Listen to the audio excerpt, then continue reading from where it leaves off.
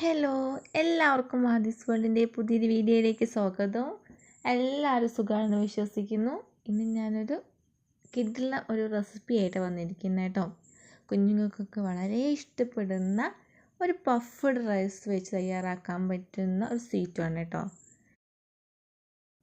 ഇന്ന് നമുക്കിത് എങ്ങനെ തയ്യാറാക്കുന്നത് നോക്കിയാലോ. അതിനു വേണ്ടി നമുക്ക് ശർക്കര നല്ലതുപോലെ മെൽറ്റാക്കി എടുക്കാം. ഞാനിവിടെ 2 ശർക്കരയാണ് എടുത്തിരിക്കുന്നത്. ഇച്ചിരി വെള്ളം ചേർത്ത് നല്ലതുപോലെ മെൽറ്റാക്കി എടുക്കുന്നുണ്ട്. നമ്മുടെ ഈ ശർക്കരയുടെ കൺസിസ്റ്റൻസി എന്ന് പറയുന്നത് അതിൻ്റെ കൈ വെച്ച് നമ്മളൊന്ന് പ്രസ് ചെയ്യുന്ന സമയത്ത് ഒന്ന് ഒട്ടിപ്പിടിക്കുന്ന രീതിയിൽ ആവണതാട്ടോ നമ്മുടെ ഇതിൻ്റെ കൺസിസ്റ്റൻസി പറയുന്നത്. ആ ടൈമിൽ നമുക്കെന്ത് ചെയ്യാം, പഫ്ഡ് റൈസ് ഇതിലൂടെ ചേർത്ത് കൊടുക്കാവുന്നതാണ്. ഇതുപോലെയൊക്കെയുള്ള സ്നാക്ക് നമുക്ക് കടയിൽ നിന്ന് മേടിക്കേണ്ട ആവശ്യമില്ല കേട്ടോ. ഇച്ചിരി പഫ്ഡ് റൈസൊക്കെ മേടിച്ചതിന് ശേഷം ഇച്ചിരി ശർക്കരയൊക്കെ ചേർത്ത് കൊടുത്ത് നമുക്ക് തയ്യാറാക്കാവുന്നേ ഉള്ളൂ. ഇനി എന്ത് ചെയ്യാതെ കുഞ്ഞു കുഞ്ഞു ബോൾസാക്കി നമുക്ക് സ്റ്റോർ ചെയ്ത് വെക്കാം. നമ്മൾ കയ്യിൽ ഇച്ചിരി വെള്ളമൊക്കെ ഒന്ന് ആക്കിയതിന് ശേഷം ഇതേ രീതിയിലൊന്ന് ജസ്റ്റ് ഒന്ന് റൗണ്ട് ചെയ്തെടുക്കുക കൈ വെച്ചിട്ട് തന്നെ. നമ്മൾ ഓരോ ബോൾസ് തയ്യാറാക്കുമ്പോൾ കൈ ഒന്ന് ചെറുതായിട്ടൊന്ന് നനച്ച് കൊടുക്കണം കേട്ടോ.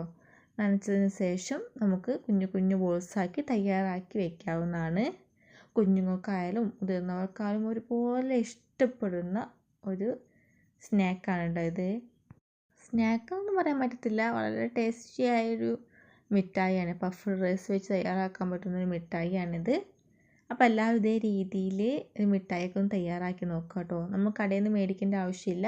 ഇതേ രീതിയിൽ നമ്മൾ പഫ്ഡ് റൈസ് മേടിക്കുന്ന സമയത്ത് ഇച്ചിരി ശർക്കരയൊക്കെ ഒന്ന് ചേർത്ത് നമുക്കിതുപോലെ ബോളാകൃതി തയ്യാറാക്കി സ്റ്റോർ ചെയ്ത് വയ്ക്കാവുന്നതേ ഉള്ളൂ. അപ്പോൾ എല്ലാവരും ഇതുപോലും തയ്യാറാക്കി നോക്കുക. തയ്യാറാക്കി നോക്കിയാൽ മാത്രം പോരാ, ഫീഡ്ബാക്ക് കമൻറ്റായി കൂടെ അറിയിക്കാൻ മറക്കരുത്. വീഡിയോ നിങ്ങൾക്ക് ഇഷ്ടമായെങ്കിൽ ഫ്രണ്ട്സിനും റിലേറ്റീവ്സിനും ഷെയർ ചെയ്ത് സപ്പോർട്ട് ചെയ്യൂ. ഒരിക്കൽ കൂടി വീഡിയോ ലൈക്ക് ചെയ്യാനും സബ്സ്ക്രൈബ് ചെയ്യാനും ഷെയർ ചെയ്യാനും മറക്കല്ലേ. ഇനിയും ഇതുപോലെയുള്ള കുട്ടി റെസിപ്പിയുമായി വീണ്ടും കാണാം. Thank you for watching my video.